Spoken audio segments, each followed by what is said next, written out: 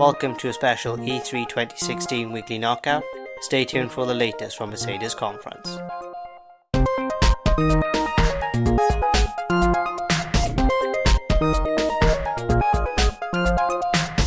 So Bethesda's conference is finished. That's all the conferences finished for the first day of E3.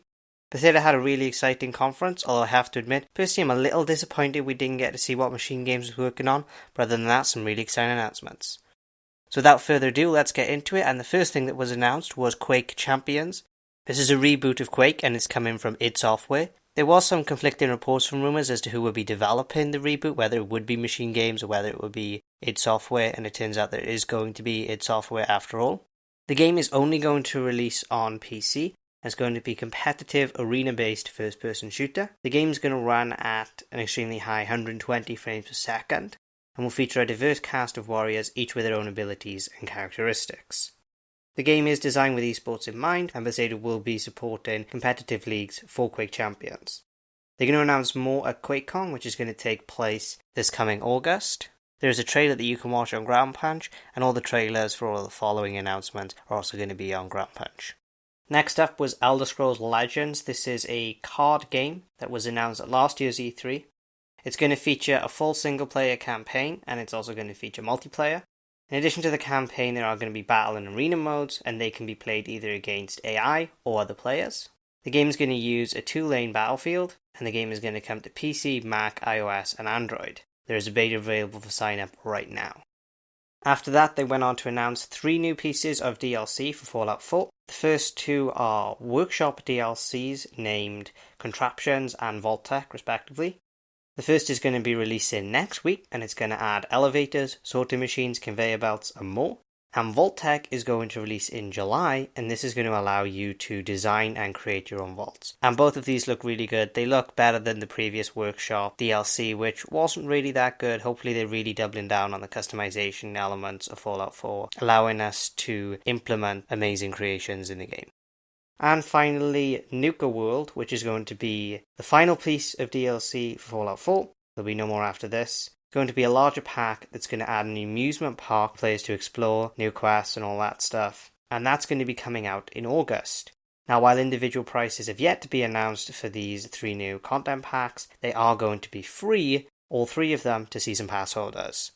So you may remember the Season Pass went up in price because they were adding more content. Well, this is the new content that's been added to the Season Pass as a result of that price increase. And while they were announcing all of this for Fallout 4, they also decided to announce that there will be a remaster of Skyrim after all. It's titled Skyrim Special Edition, and it's going to release on the 28th of October 2016 for PC, PlayStation 4, and Xbox One. Now, they didn't talk about any gameplay improvements. As you might know, Skyrim can be very buggy on times, and also it didn't run very well on the PlayStation 3. Now, that was mostly due to the PlayStation 3 architecture, but hopefully this is going to run properly on PlayStation 4 and Xbox One, because even Fallout 4 has had performance issues on those 2 consoles. And on the topic of consoles, this remaster will support mods on the consoles, as with Fallout 4. Next up was a very Groundhog-esque trailer, which turned out to be a reboot of Prey. Not Prey 2, this game is just titled Prey. You're going to be playing as character Morgan Yu, who is involved in a series of experiments to improve the human race. The game will be taking place on a space station known as Talos 1, and the space station has been taken over by a mysterious alien force. The game is currently set to release next year on PC, PlayStation 4, and Xbox One. And as with Quake, we're going to hear more about this game in August at QuakeCon. Fallout 4 isn't the only game getting DLC. Doom will be receiving multiplayer DLC. It's previously been announced that we're going to get 3 DLC packs for Doom, and the first of those was unveiled tonight. It's called Unto the Evil, and it's going to include 3 new maps titled Offering, Cataclysm, and Ritual. Also included is going to be a brand new demon known as the Harvester, as well as new equipment and taunts. There's also going to be new modes added, and all the new modes are going to be free. Also free, there's going to be updates to SnapMap that is going to add a variety of features designed at helping players create, quote, truly single-player, end quote, levels. And finally, if you've yet to check out the hit first-person shooter Doom, then right now you can download the game for free to play through the first level. This promotion is only going to last for a week, but if you do want a little taste of what Doom has to offer, now's your chance. We then got a look at the new DLC for Elder Scrolls Online, The Dark Brotherhood.